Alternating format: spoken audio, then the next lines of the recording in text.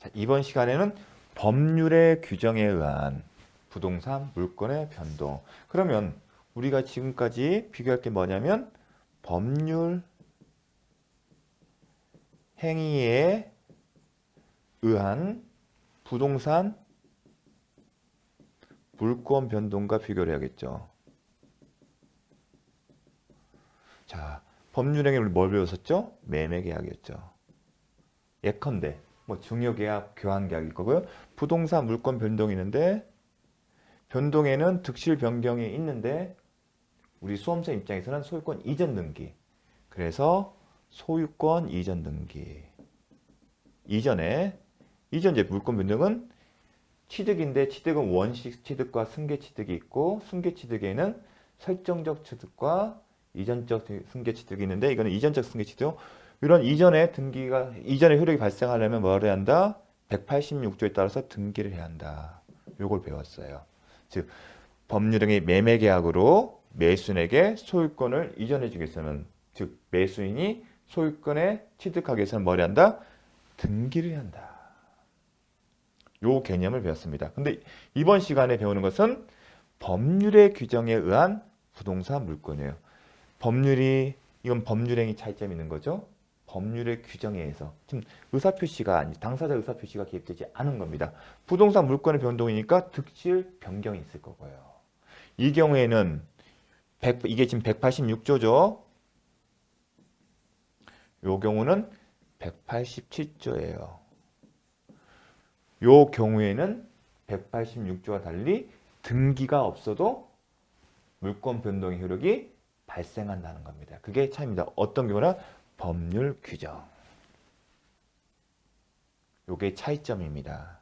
그러면 우리가 수험생 입장에서 배울 거 뭐냐면 이 법률 규정에 의해서 별도의 등기가 없어도 물권의 변동의 효력이 발생하는 경우가 구체적인 사례가 어느 경우인지를 정확하게 아셔야 하고 그 파트만이 출제되고 있습니다. 따라서 그러면 구체적인 사례를 보게 되면 물권의 변동이기 때문에 득실 변경이 있어요. 그런데 이 파트에 관해서는 취득이 핵심입니다. 그래서 제목을 물권의 취득의 등기를 유하지 않은 경우로 아예 표현을 했습니다.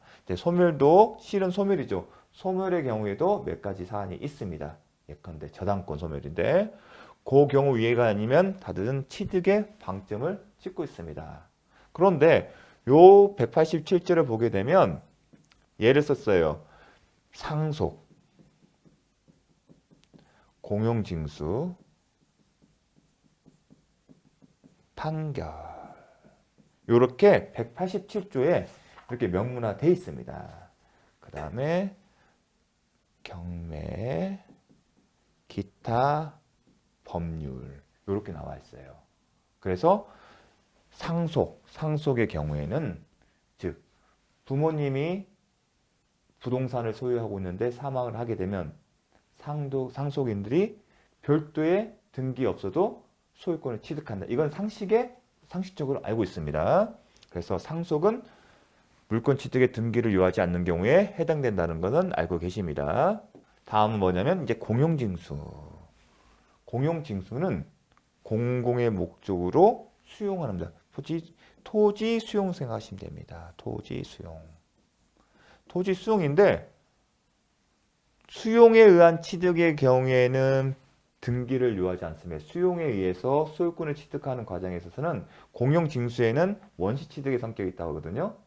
그런데 실무적 등기는 소유권 보존 등기가 아니라 이전 등기 형태를 유지합니다. 수용의 취득에 소유권 취득에는 등기가 필요 없다.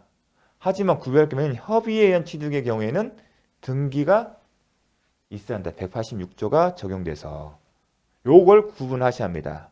협의에 의한 취득의 경우에는 187조가 아닌 186조가 적용되어서 이전 등기가 있어야만이 소유권 변동 효력이 발생합니다. 반면에 수용에 의한 취득에서는 187조가 적용돼서 별도의 등기가 없다 하더라도 소유권 취득 효력이 발생한다. 왜 이 차이점이면 토지 수용에 관련돼서는 공익사업법이 있어요. 관련 법리는.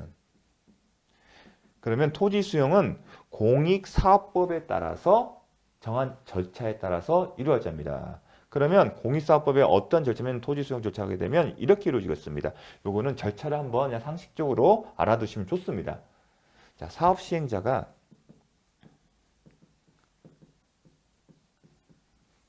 국민이 소유하고 있는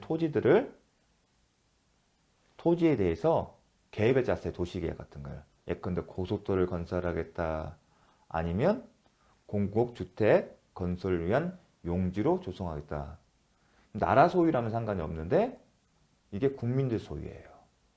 국가 소유가 아니라는 겁니다. 지자체나 국가 소유가 아니라는 겁니다. 그러면 국민의 소유에 있는 토지를 바탕한다는 얘기는 그 토지를 뭔가 조치가 이루어지겠죠. 그럼 가장 생각은 뭔가 가장 기본적으로 생각하는 거는 지주들을 만나서 매수를 하면 되는 겁니다. 그게 뭐냐면 먼저 협의, 매매, 매수 절차. 협의에서 협의 매매 절차라고 하는데 무슨 얘기냐면 지주들을 만나서 협의를 통해서 계약을 하라는 얘기입니다. 통상회처럼. 크게 생각하지 않습니까? 국가가 타인 소유의 땅에 대해서 사업을 진행하려면 그 땅을 사서 할 수도 있지 않습니까? 그게 첫 번째 출발점이에요. 이를 위해서 그래서 법에는 사업 시행자가 정한 감정평가사와 그리고 일정한 규모의 토지 지주들을 대표자들을 선정을 해서 그 대표자가 선출한 아니면 이 총회를 통해서 이들이 선정한 감정평가사 이런 사람들을 선정해서 이들이 평가한 금액 있지 않습니까? 그 금액을 가지고 지주들을 만납니다. 협의 매매 단계인데 감정평가자들이 각 지번별로 가격을 정해요. 하나씩. 근데 그걸 가지고 공문을 보내요. 지주. 안녕하십니까? 토지 소유자 여러분. 이 금액에 감정평가에서 나온 이 금액을 가지고 그 다음에 이 공정성을 확보하기 위해서 토지 소유자들 대표할 수 있는 감정평가사 선임했기 때문에 그 가격을 가지고서 협의 매매 절차에 응할 의사가 있으시면 어디를 방문해 주십시오. 매매계약 체결하자는 얘기를 공문을 보냅니다. 그럼 매매계약 체결하게 되면 뭐 세금 혜택을 주겠다는 거 안내를 합니다. 그래서 그래 나는 이 가격에 사겠다는 사람이라면 사업시행자 지정한 사무실에 가서 매매계약서를 씁니다. 이 협의 매매자라서 만약에 협의가 이루어지면 근데 가격은 이미 정해져 있어요. 내고는 안 돼요. 협상은 안 돼요. 그냥 감정평가사를 통해서 정해진 금액 갖고 이걸 가지고 매매계약을 체결하냐 안 하냐입니다. 그러면 일부 토지 소유자들은 좋아 나는 당장 돈이 필요하기 때문에 이 금액에 받아들이겠다. 그러면 매매계약서를 체결합니다. 그래서 매매계약. 통상의 생각은 매매계약을 합니다. 바로 이게 협의한 취득입니다. 매매한 취득. 협의는 결국 매매한 취득입니다. 그러니까 매매이기 때문에 법률행위 매매계약이 따른 거기 때문에 당사자 의사표시에 따른 통상의 매매와 다를 바가 없어요. 그러니까 원칙에 돌아가서 등기를 해야 하는 겁니다.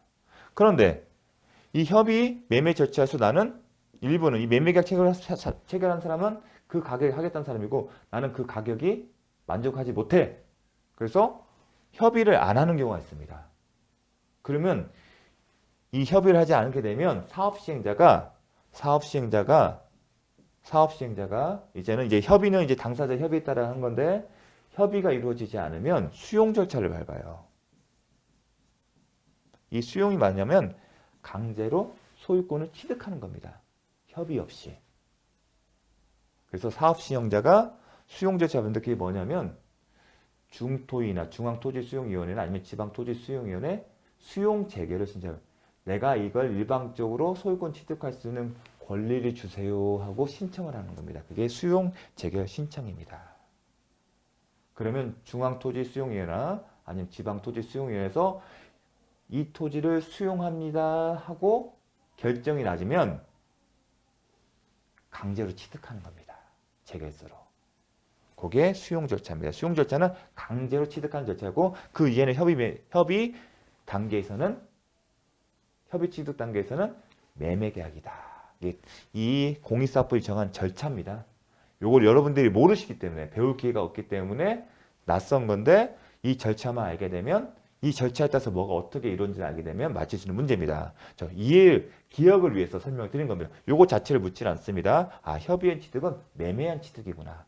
공용징수. 그러니까 우리 공용징수하면 이 협의한 취득이라는 게 개념이 확 맞잖아요. 공용징수면 강제로 뺏는다 그것밖에 생각이 안 납니다. 하지만 절차상 이런 단계를 거칩니다. 협의해서 취득할 수 있는 단계를. 그게 안 됐을 때 강제로 가라.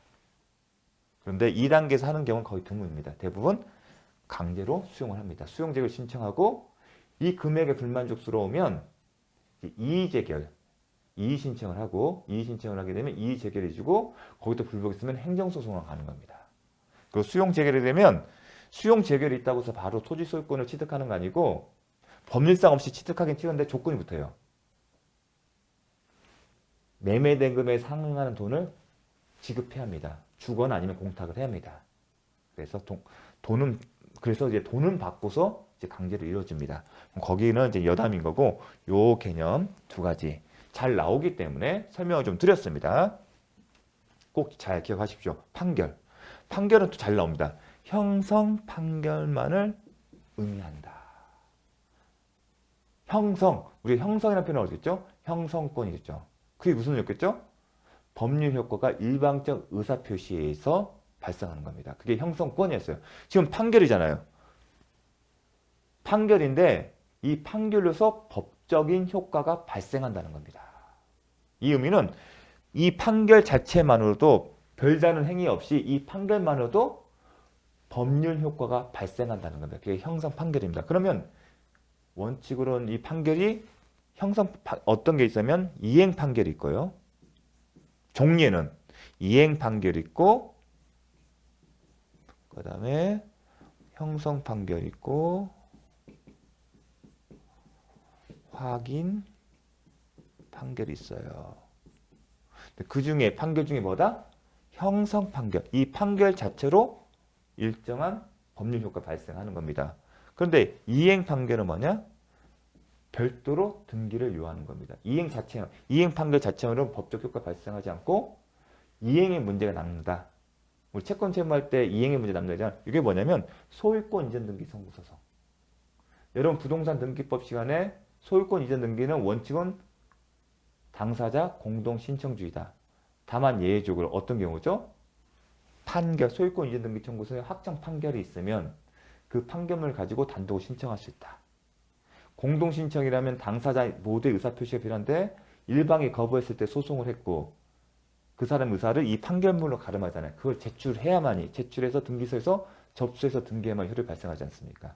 그게 이행 판결입니다. 어떤 경우?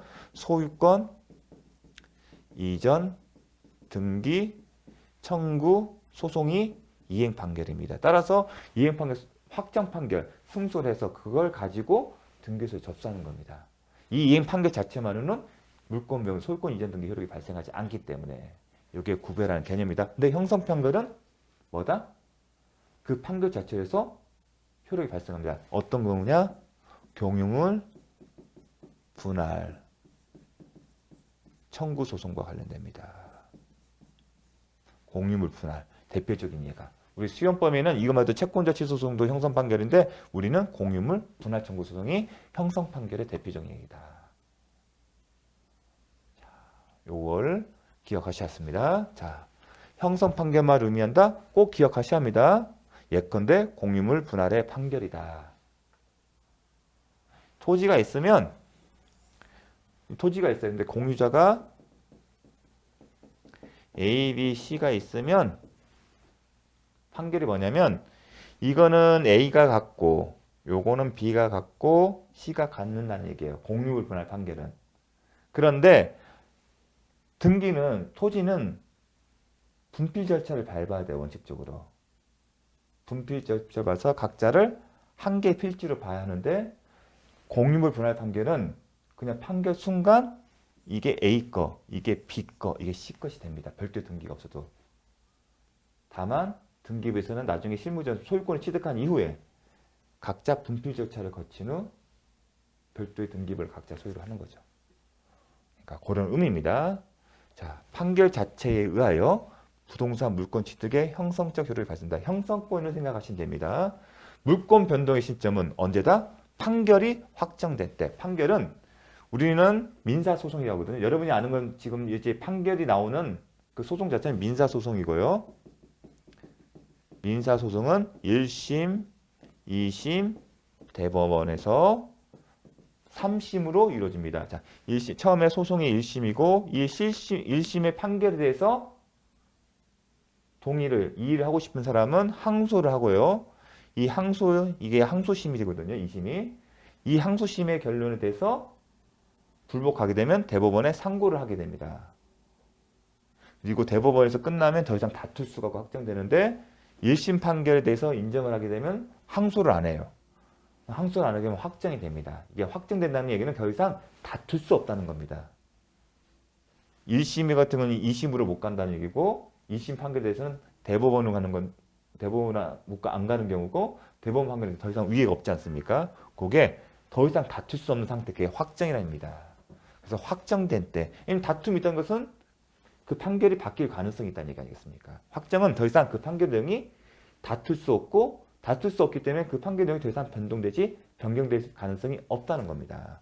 그렇게 확정된 때란 표현이 그런 의미입니다. 자, 이행 판결은 아니다. 또 하나 기억할 게 뭐냐면 부동산 소유권 이전을 내용하는 하해 조서도 해당되지 않는다. 오직 뭐다? 형성 판결이다. 이제 화해는 이런 겁니다. 재판상 화해 조서, 재판에 화해 조서가 있는데 법이 정한 절차에 따라서 화해 조서가 이루어지면 판결과 동일한 효력이 있어요. 그리고 화해는 내용에는 창설적 효력이 있는데 여기서 말하는 형성 판결은 좀 다른 의미예요. 창설적 효력이 있다 하더라도 왜 이 출제냐면 이 화해의 효력에는 창설적 효력이라는 표현이 있거든요. 창설을 하니까 뭔가 형성과 비슷하지 않을까 싶었는데 그렇진 않습니다. 별도로 등기가 필요합니다. 그래서 화해 조서는 아니다. 이건 암기를 해주십시오. 자, 그러면 어떻게 시험에 출제가 되냐면 이렇게 나옵니다. 출제 지문은 법률 행위를 원인으로, 항상 법률 행위라면 제가 뭐라고 했죠? 매매 계약을 때렸죠. 수험생 입장에서는 그냥 매매 계약으로 생각하시면 됩니다. 매매 계약을 원인으로 소유권 이전 등기를 명하는 판결에 따른 소유권 취득. 매매 계약에 따른 소유권 이전 판결, 소유권 이전 등기 청구 소송이죠. 그게 이행 판결이잖아요. 근데 이행 판결은 여기서 말하는 판결이 아니다. 그걸 묻는 겁니다. 소유권 취득에는 등기를 요하지 않는다. 틀린 질문이다. 요거는 소유권 이전 등기 청구 소송 아닙니까? 매매 계약에 따른. 그거는 뭐다? 형성 판결이 아니라 이행 판결이기 때문에. 이행 판결이기 때문에 등기가 있어야 한다. 그래서 제가 민총 시간에 소유권 이전 등기 청구권, 등기 청구권 행사의 의미에 대해서 살펴본 게 공동신청했을 때 당사장 일반 의사표시를 이걸로 가름한다. 그거를 등기소에 제출한다. 즉 그 얘기는 형성 판결 자체로 효력이 발생하지 않는다는 전제겠죠.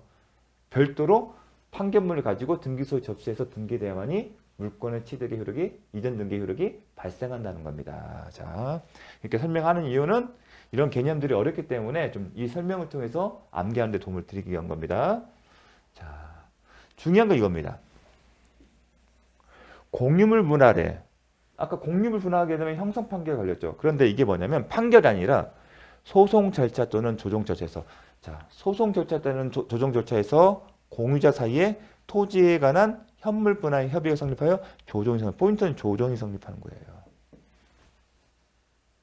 조정은 소송 절차를 통해서 할 수도 있지만 조정 절차를 할 수 있어요. 판사님이 소송을 이렇게 소장을 제기하면 이게 소송 절차인데 살펴보니 조정이 필요하게 되면 조정부의 재판부나 아니면 전담부에 해부할 수 있어요. 그래서 그건 절차적인 개념이기 때문에 여기서 답을 찾지는 않습니다. 중요한 건 뭐냐? 판결이 아니라 조정이 섞였어요. 조정은 협의가 핵심이에요. 조정이 뭐냐면 당사자를 못해서 합의에 끝낸다는 얘기예요. 근데 판결은 아니잖아요. 판사님이 알아서 내리는 겁니다. 판결로 땅땅땅. 이거는 뭐다? 지금 협의를 통해서 조정이 성립한 경우. 이 경우에도 180주에서 해당되는 사례인지, 이 경우에도 등기 없이 취득하는지가 쟁점이 됐습니다. 근데 해당되지 않는다.